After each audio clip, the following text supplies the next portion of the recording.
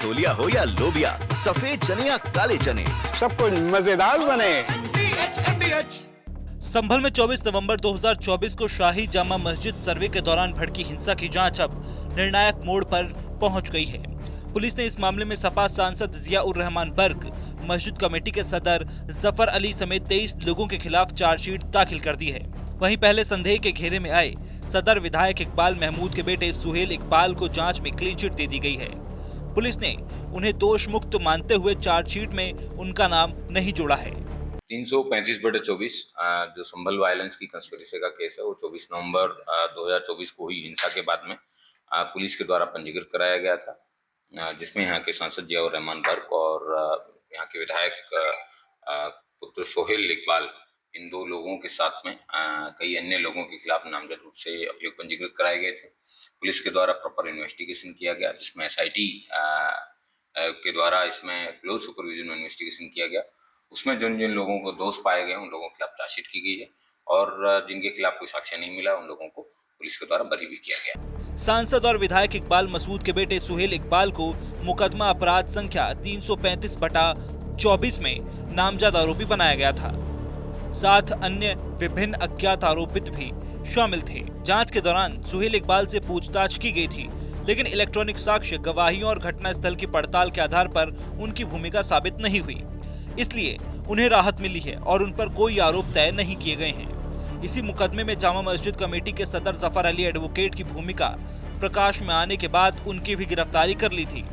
अब SIT ने तथ्यों के आधार पर चार्जशीट दाखिल की है। सभी लोगों को गिरफ्तार करके पुलिस के द्वारा जेल भेजा गया है। उसमें चार्जशीट भी लग चुकी है उन सभी केसेस में।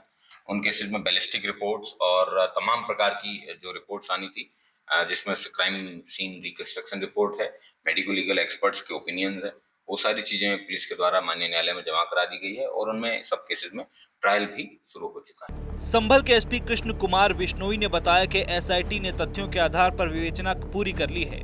बुधवार को कोर्ट में विवेचक द्वारा चार्जशीट दाखिल कर दी गई है। जानकारी के लिए बता दें कि 24 नवंबर 2024 को हुए बवाल के बाद संभल, कोतवाली और नखासा थाने में 12 मुकदमे दर्ज किए गए थे। इनमें 4 हत्या के मामले शामिल थे। SIT को इन मुकदमों की जांच सौंपी गई थी। 10 मुकदमों की चार्जशीट तो SIT ने कोर्ट में दाखिल कर दी थी। सांसद और विधायक के बेटे जिस मुकदमे में नामजद आरोपी बनाए गए थे।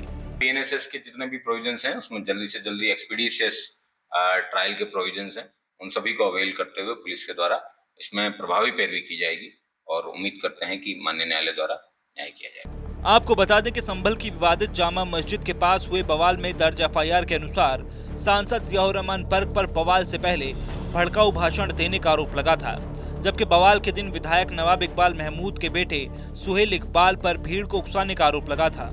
बाद में सांसद पर आरोप लगा के बवाल से पहले ही उन्होंने सर्वे को रोकने और भीड़ एकत्र करने के लिए कहा था। फिलहाल अब देखना ये कि किस तरह से आगे कांग्रेस का चलिए या जिस तरह से कार्रवाई की जा सकती है, लेकिन फिलहाल चार्जशीट MP जिया-उर-रहमान बर्क के नाम किया गया है और उधर जिस तरह से सुहेल इकबाल जो विधायक पुत्र है उनका नाम आ रहा था, लेकिन वो साक्ष्य उसमें नहीं मिल पाए। फिलहाल साक्ष्य के हिसाब से पूरी चार्जशीट जमा है और जिस तरह से सारिक की टीम थी और उसके लग रहे थे उनके भी खिलाफ पूरी तरह से जांच पड़ताल की जा रही है। वीडियो जर्नलिस्ट अहमद मुस्तफा के साथ मुजम्मिल दानिश, TV9 भारतवर्ष, संभल। दादी के हाथों का जादू और खुशबू से महकता घर, माँ की मुस्कुराहट और खाने की सुगंध, MDH गरम मसाला, क्योंकि हर रिश्ता है स्वाद से जुड़ा।